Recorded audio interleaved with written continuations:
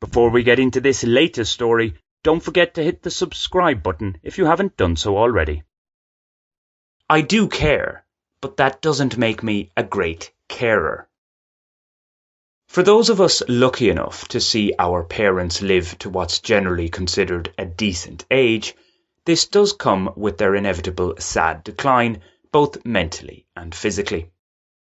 From being the guardians and providers to their children, the roles then get reversed in many families. It's the offspring who become the guardians of the parents. There is, though, one major difference. Most parents who care for their children do so with the expectation that their young ones will grow up to become self-sufficient, to be independent as one can be, that is. With elderly parents, and the elderly in general, it's the opposite. The trajectory is towards dependence. It's like they become children again. In some cases, they require as much care as newborns. Of course, not all elderly go the same way before they breathe their last. Some do remain active and with it up to their final months and days.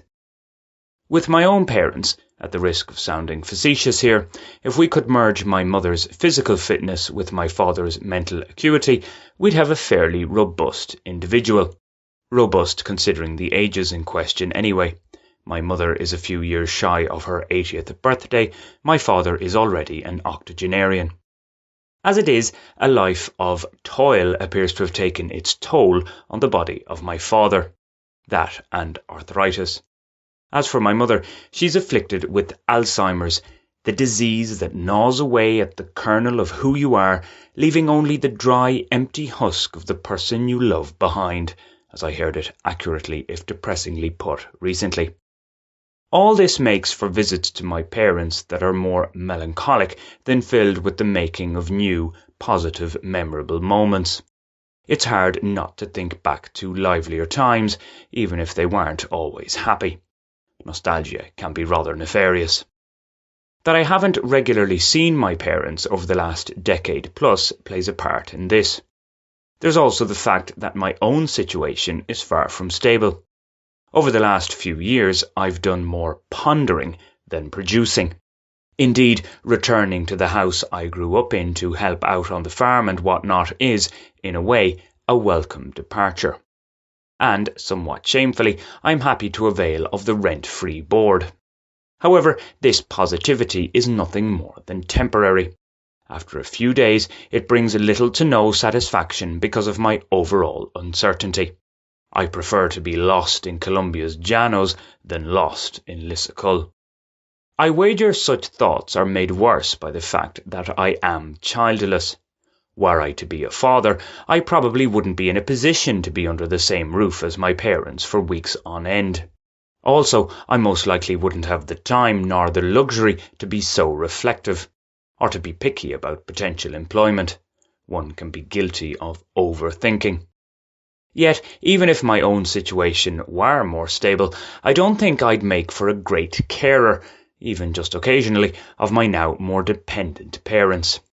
With my mother, as much as I know that there's a disease taking over her brain, I still find it difficult to overlook all the frustrating things she says and does.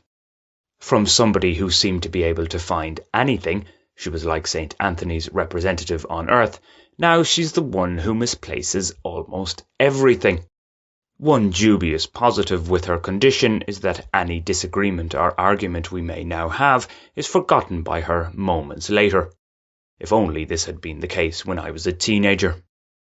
In my father's case, while he's clearly physically impaired, he is largely refusing to accept that he can't operate like he did even just 10 years ago. While I wish he would scale down what he has to manage to levels that he can personally carry out, he's still scaling up. Okay, I think I understand the mindset. To show weakness is to become weak, so he's manifesting strength and growth. The problem is, he needs assistance for many of the tasks under his control. Caring for the cattle he currently has is, at times, beyond his capabilities. Yet, right now, he's firing ahead with what I consider to be an unnecessary, fairly substantial farmyard construction project. From what I can see, there's more than enough to keep him busy if he tried to clean up and organise what he already has, fix what's already broken, or at least what's already terribly untidy. It's why I find it difficult to enthusiastically offer a helping hand. But hey, if it makes him happy, fine. Writing all this does remind me of a sign that used to hang in our old kitchen when I was a child.